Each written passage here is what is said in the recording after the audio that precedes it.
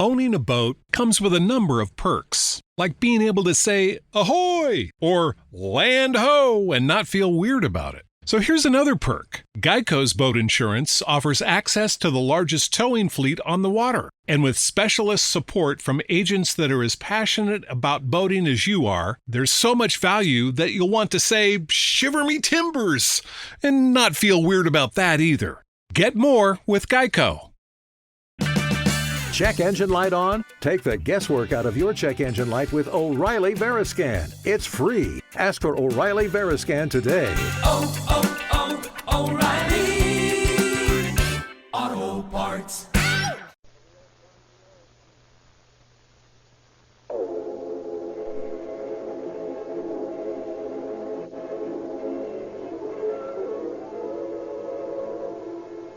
Calling all cars. The presentation of the Rio Grande Oil Company. Los Angeles Police calling all cars, attention all cars. Calling all Los Angeles County Sheriff's cars, broadcast 50 regarding a murder on Riverside Drive. All cars be on the lookout for a Buick Coupe, page 642, 8S Sugar 642, 8 Sugar 642. The suspect is believed to have escaped in this car. That's all. Rosenquist.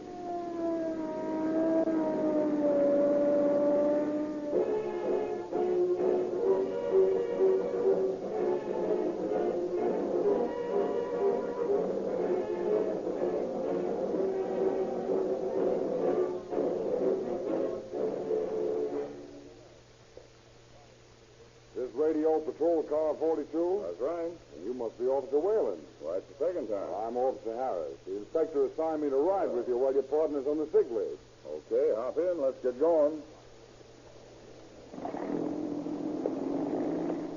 Ever done any radio patrol work before? No, this is my first offense.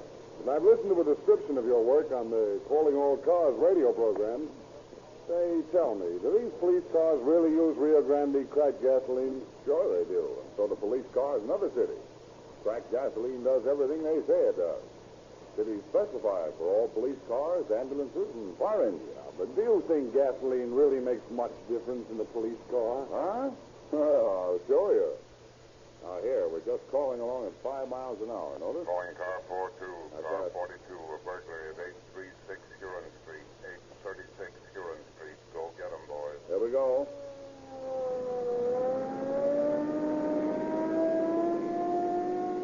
Now, there we are.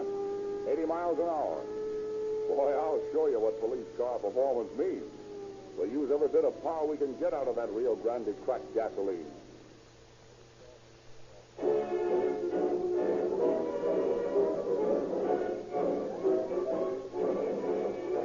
Tonight, Chief James E. Davis of the Los Angeles Police Department has brought a guest with him, whom he will introduce.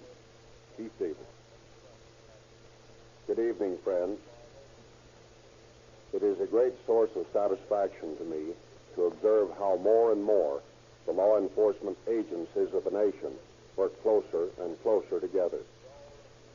Whenever a major crime occurs these days, all facilities of municipal, county, state, and federal police are merged into a cooperative anti-crime army, with the result that fewer and fewer crimes remain unsolved. Tonight's story did not come under my official jurisdiction. It was solved under the direction of my guest and good friend, Gene Bisculoos, Sheriff of Los Angeles County. And I have asked Gene to be my guest in the studio tonight and to say a few words to you. Ladies and gentlemen, Gene Bisculoos, Sheriff of Los Angeles County. Thanks, Jim. Good evening, friends of the Pacific Coast. The Los Angeles Police Department and the Sheriff's Office have worked many cases together, for had not the desire to catch the criminal subordinated any personal desire to grab the glory, there would not have been such a high percentage of solved crimes to which both departments can point with pride. Tonight's dramatization of Calling All Cars is a case in point, where through the splendid cooperation of Chief of Police Elmer Adams of Burbank and Captain William J. Bright of the Sheriff's Homicide Detail, the criminal was in custody within 24 hours after the crime was discovered. Peace officers today are working towards closer and closer cooperation, which eventually will make the criminals' careers so hazardous that crime will be minimized to a great extent. There will always be crime, particularly in metropolitan areas, and the peace officer or any department cannot expect to do the job alone, and it is our honest and unceasing effort to do our best and to give better service working together. Tonight's story begins with 6 shots at midnight. On with the show.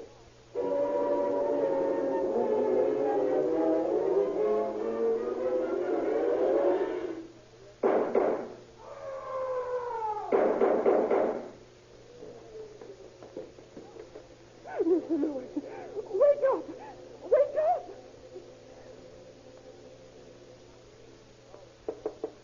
Oh, Mrs. Spencer, what was that terrible racket? Oh, I don't know. It sounded like a gun being fired. Oh, someone's dying. What's the trouble, Mrs. Spencer? Oh, didn't you hear it? Yeah, what? I was sleeping. I didn't hear nothing till you knocked on my door. Well, there was shots and a scream, and then Miss Smith and I heard groans. We'd better go through the apartments and find out if everyone's all right. That's right. Lewis, go to the court downstairs, and I'll check his floor. Yes, ma'am, right away. Oh, come along, Miss Smith. We'll see if Mrs. Madison's all right. Chances are she's alone tonight. Well, let's see what we have. Mrs. Madison, are you there? Are you all right? If you're all right, answer me. I'm all right, Mrs. Spencer. Did you hear those shots and that terrible groan, Mrs. Madison? Yes. They woke me up. Oh, it's terrible. I'm just sure that someone's been murdered. Oh, I think you're unduly upset. The shots probably came from the studio down the street. They're making a picture there tonight. Yes, but those horrible groans and that shriek. You're forgetting the two shots in the backyard. Their shriek sounds very human. Oh, I'm just sure somebody's been murdered. Well, Mrs. Spencer, I've been all around the court downstairs, and everyone's all right. And Mrs. Madison thinks the noise came from the picture studio. Well, now, it might have a side. There, listen to that. And there go the peacocks. Now, they sound very much like a human being. And, there's your murder, Mrs. Spencer. Oh, I'm just sure I heard human groans. Just goes to show what imagination will do for you. Yes, Mrs. Spencer.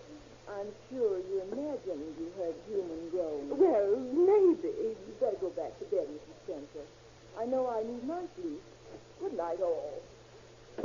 Just the same, they sounded like human groans.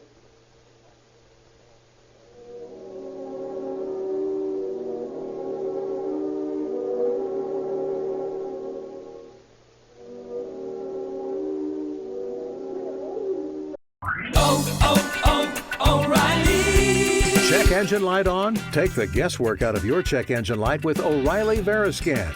It's free and provides a report with solutions based on over 650 million vehicle scans verified by ASE certified master technicians. And if you need help, we can recommend a shop for you. Ask for O'Reilly Veriscan today. O'Reilly Auto Parts. Other shows we have for you to enjoy at myclassicradio.net.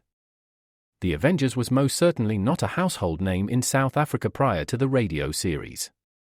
With no national television service until 1976, the mechanism simply was not present in the country to show television programs to mass audiences.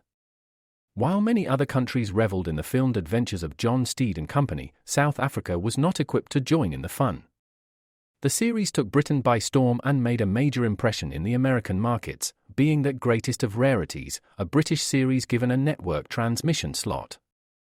However, as a filmed series, rather than a videotaped one, The Avengers was able to gain a modicum of exposure in South Africa through film rentals. Come and listen at myclassicradio.net. I think I'll take this apartment. I'm sure you'll like it here. I know I shall. It's so close to the studio. Lucky I ran into Miss Madison over the studio restaurant yesterday. I'd never known about your playing. Indeed it is. I wonder if Mrs. Madison is in. I'd like to tell her I'm going to be her new neighbor. Well, I haven't seen her since last night. She left a note on the door this morning, asked not to be disturbed. But certainly she's up by now. Now come this way. She's just down the hall. Her note's still there. Well, if she isn't awake, she ought to be. That's right. She's no right to be sleeping in the middle of a nice Sunday afternoon like this. Mrs. Madison. Oh, Mrs. Madison. That's strange. Maybe something happened to her. She might have left the gas heater on too high and been overcome. Have you passed the door? Would you better open the door then? Yes, I think I have. Mrs. Madison. Ooh, Mrs. Madison. Not here. The bed's still down. Maybe she's fainted in the shower. I look. No, she's not in the bathroom. Look! Well, what's the matter? Somebody's under the bed. Why, that's Mr. Madison. Maybe he's drunk or sick. Blood! Oh! He's been murdered!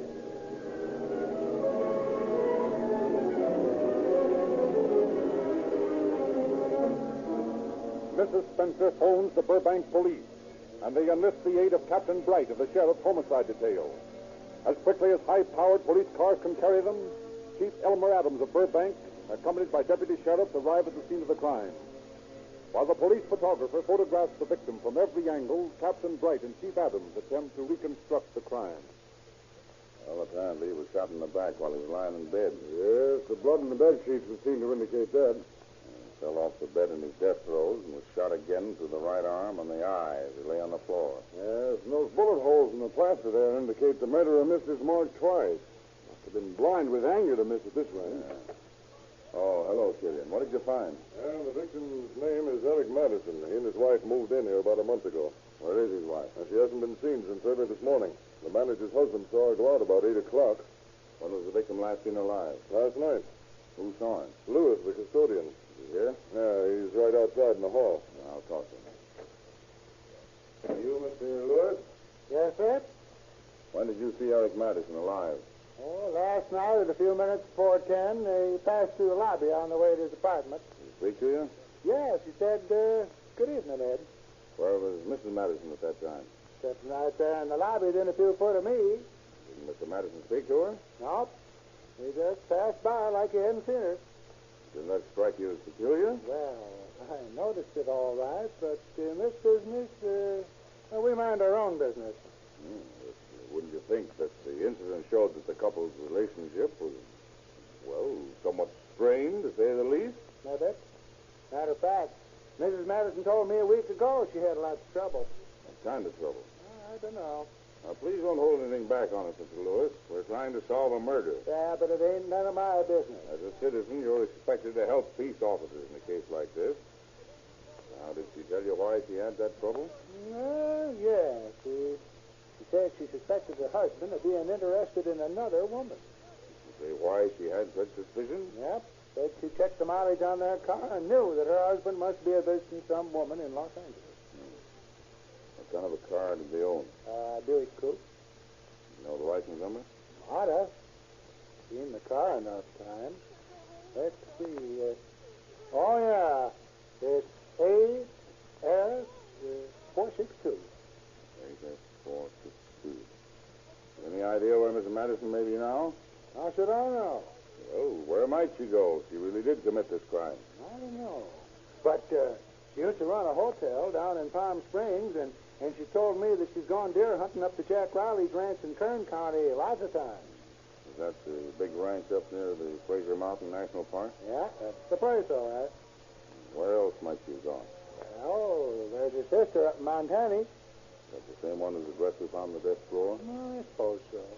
What makes you think she'd go there? Well, just last night when we was sitting there in the lobby before Mr. Madison, he come in, she showed me a letter, and she said it was to her sister in Montana, and that she was to have everything Mrs. Madison had. Seems to me that's a pretty significant statement. What did you say to that? Nothing. It's not none of my business.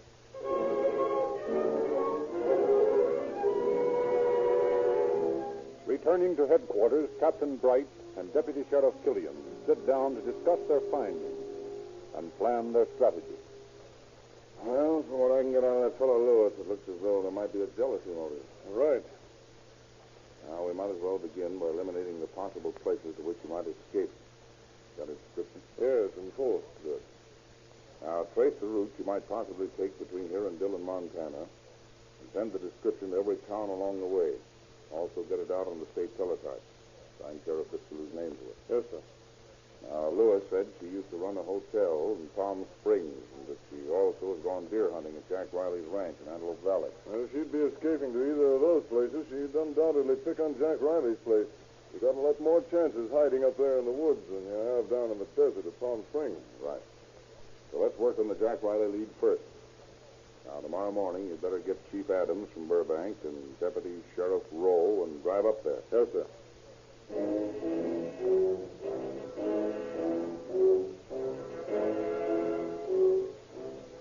Early the next morning, the three officers set out north on the ridge route. At a state highway checking station, they discovered that the wanted car with the identifying license number had passed through the station the day before and had turned off toward Frazier Mountain Park. Elated, the officers hurry as fast as the steep mountain grades will permit to the ranch of Jack Riley. They are met at the door of the cabin by Riley himself. Well, what do you want? Officers of the law. Are you Jack Riley? Yes, I'm Riley. We've come for Nellie. Nellie who? Nellie Madison. She's here, isn't she? I haven't seen Nellie Madison since last fall. Yeah? Those tire marks in the driveway look fresh to me. Mind taking a look in the garage, Chief? Okay. You can't go snooping around my place without a search warrant. Now, get this straight, Mr. Riley. We're here investigating a murder. If you interfere, we'll gladly lock you up. Now, listen, I know my rights. If you take a bit of advice, you'll shut up. The Buick's here, all right. Fine. Now, Mr. Riley, see what it means to be harboring a fugitive? Why did you say she wasn't here? Well, she did come in yesterday, but I don't know where she is now. She said there's some trouble with her husband. You're lying, Riley. She's in your house now, and we're going in to get her. Well, you won't find her. She's been gone a good long time. One side, Riley. Come on, boys. I'll look through this bedroom. You boys take the other room.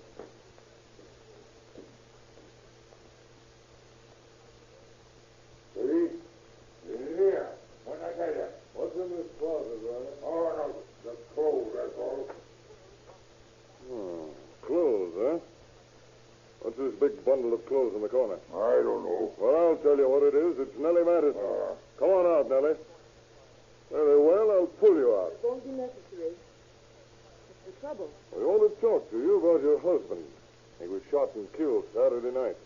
What do you know about it? Nellie, why didn't you tell me it was murder? Where's the gun? What gun? There's one in my car. Oh, go get it, will you, Chief? Now, what do you know about the murder of your husband? I know nothing about it. What are you doing hiding up here? I'm not hiding. I came up to visit. I wasn't come up here. It's a lovely place. Isn't the view from here splendid? With the desert shimmering below us? Just a minute, Mrs. Madison. You're off the subject. But I love the desert. The subject I like to talk about most. Here's the gun, Killian. A Spanish automatic. Is this the gun your husband was killed with? I don't believe I care to talk about You it. don't, huh? Where's your purse? In the dresser drawer.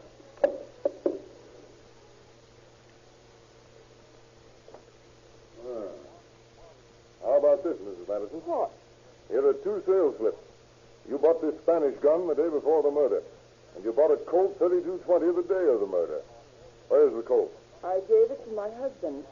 He wanted it for protection. Well, how about this sharpened paring knife, Miss Madison? Oh, that I might want to feel something sometime. And this note, what about it? It reads, in case of death, I wish all my personal belongings to go to my sister. This is Mary E. Hennenberry of Dillon, Montana. Mr. Thatcher of Palm Springs has many things in storage which I wish sent to her. Signed, Nellie B. Madison.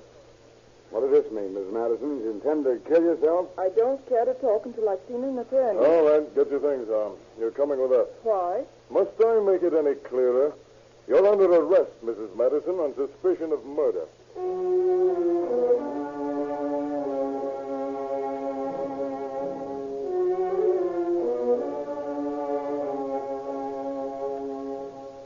Although she talks freely of unimportant things during the long trip back to Burbank, Mrs. Madison refuses to discuss the death of her husband. When the officers and their prisoner arrive at the Burbank police station, Captain Bright is waiting there for them. Now, Mrs. Madison, we want to ask you some questions. We merely want the truth from you. Yes, Captain Bright. Your name, please. Nellie Brown Madison. Age? 39. How long have you been in California? Since 1920. Have you been married before? Yes. Mr. Madison is my fourth husband. Well, that's quite a record. Suppose you tell me about them. Who was the first one? When I was just a kid, I eloped from my home in Red Rock, Montana, with a man named Brothers. What was his first name? Oh, I'm not sure about his first name. It was Roy or Ralph or Robert. Something like that. We were going to Ogden, Utah. But my father caught up with us at Salt Lake City and took me home and had the marriage annulled. And the next one? In 1917, I married a man named Trask. We were divorced in 1923. Then in May 1925, I married William J. Brown, an attorney in Los Angeles. We got a divorce in 1930. I married Mr. Madison about a year ago. Mm-hmm. Thank you.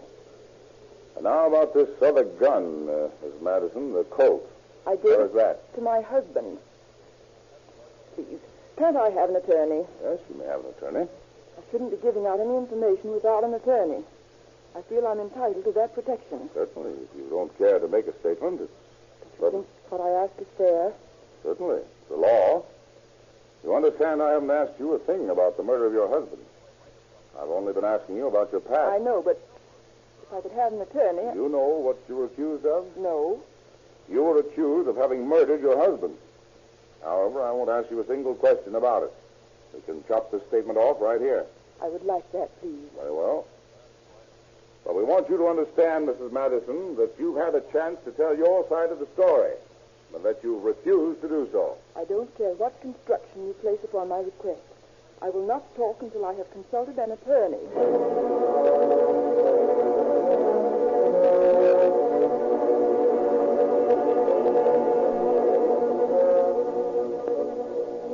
On March 29, 1934, Nellie Madison is arraigned in Burbank Police Court on a charge of first-degree murder. She pleads not guilty, and the trial is set for June 6th. Mrs. Madison refuses to make a statement. Her attorneys promise a perfect defense.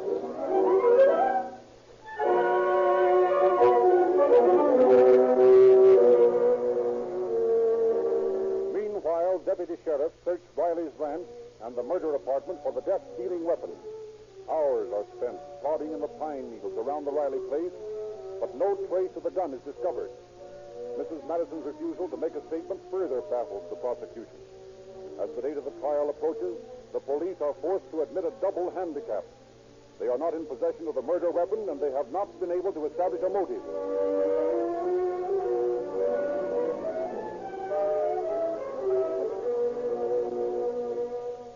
The trial opens on June 6th, with Deputy District Attorneys George Stallman and Paul Palmer handling the prosecution. A jury of 8 men and 4 women is impaneled, and the routine testimony of the various witnesses is heard. The manager of the apartment house tells of discovering the body. Captain Bright and Chief Adams of Burbank testify. Spencer B. Moxley, Los Angeles Police Department ballistics expert, testifies that 2 of the death shots were fired from a range of less than 6 inches. The salesman who told Mrs. Madison the 2 guns are heard. Hot spring days pass as the tension of the courtroom grows, as the trial demands greater and greater space in the newspapers. A sensation is created when the prosecution introduces the murder bed with its blood-stained sheets as evidence. Throughout the horrible ordeal, Mrs. Madison never once loses her collected calm. Never once is anything but a lady.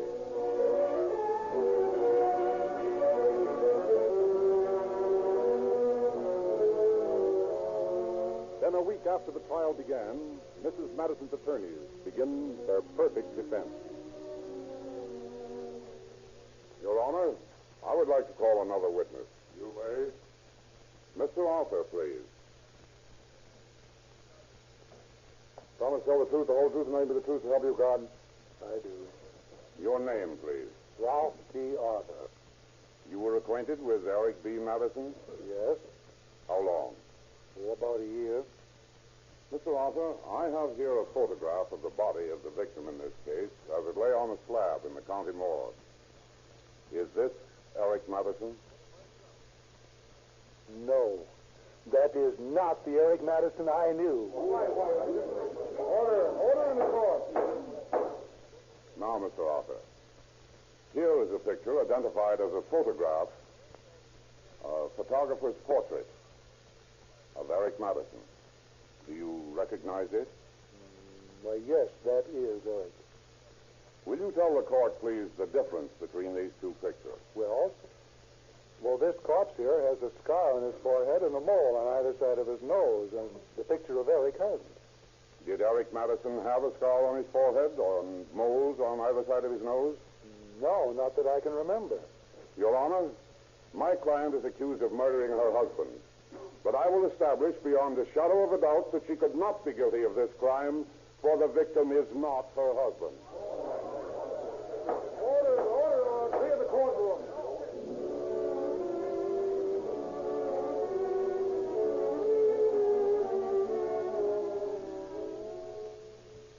Mrs. Madison, I'll ask you to identify this picture taken in the morgue. Is this the likeness of your husband? No. I do not believe that is a picture of my husband. Do you recognize the man in this picture? No, I do not. Now, is this the studio portrait a picture of your husband? Yes. Are you sure that your husband didn't have a scar on his forehead and a couple of moles near his nose? I'm certain of it. He had a little red mark on the bridge of his nose made from his glasses. But I don't remember any moles or scars. Mrs. Madison, did you kill your husband, Eric Madison? I did not kill him or anyone else, ever. Did you have any reason to kill him? No.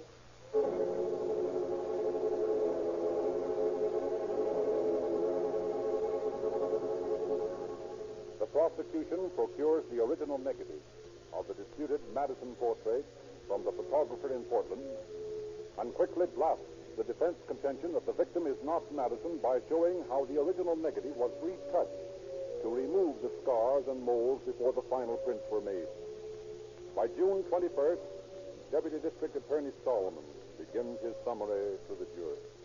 The manner and means of this crime were so abominable that the state demands and expects a verdict of murder in the first degree without recommendation.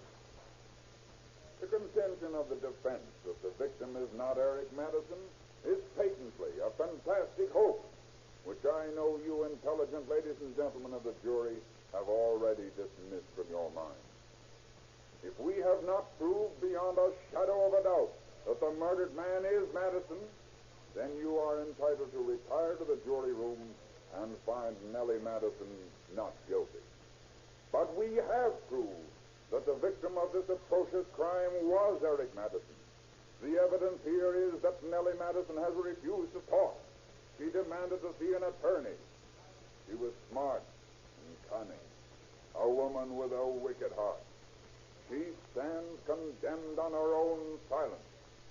I charge you, ladies and gentlemen of the jury, to bring back a verdict of guilty with no recommendation.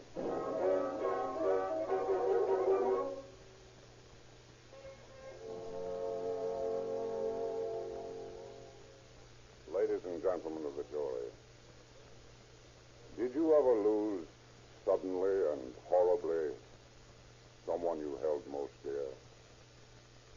Have you ever been so stunned by personal misfortune that you were cold and indifferent to all that transpired about you?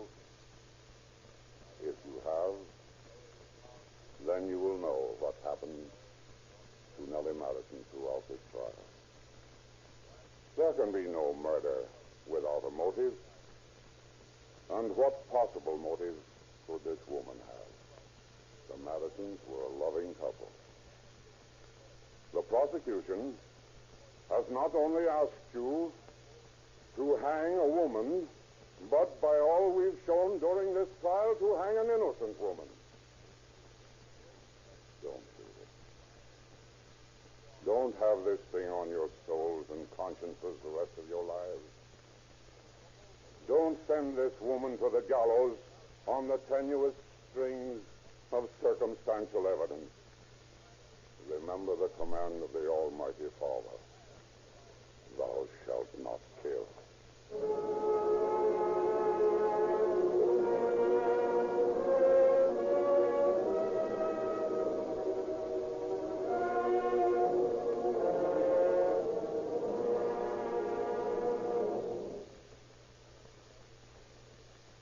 But the sentimental appeal of the defense could not sway the jury, and on June 21st, they returned a verdict of guilty of first-degree murder with no recommendation. Such a verdict amounting to mandatory death sentence. Nellie Madison has appealed her case. She is now in the women's prison at Tehachapi, awaiting that appeal. Thank you, Sheriff Descluse.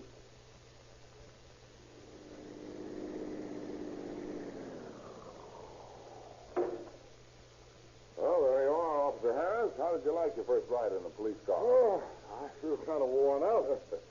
Oh, but what punishment you fellows give a car. I see now what Rio Grande means when they advertise police car performance with cracked gasoline. No ordinary gasoline will do for police work. We've got to have all the power there is in the engine. Cracked gasoline's the best gasoline our city chemists could find. It has tetraethyl, too. I buy the same gasoline for my own car from that Rio Grande service station right over there. You better use it yourself. Thanks, Whalen. I'm sold. From now on, I'll use Rio Grande cracked gasoline, too.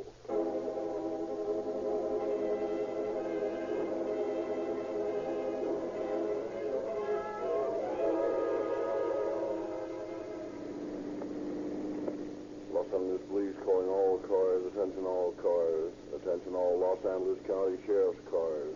Cancellation broadcast 50 regarding a murder. Suspect in this case is now in custody. That's all. Rosenquist.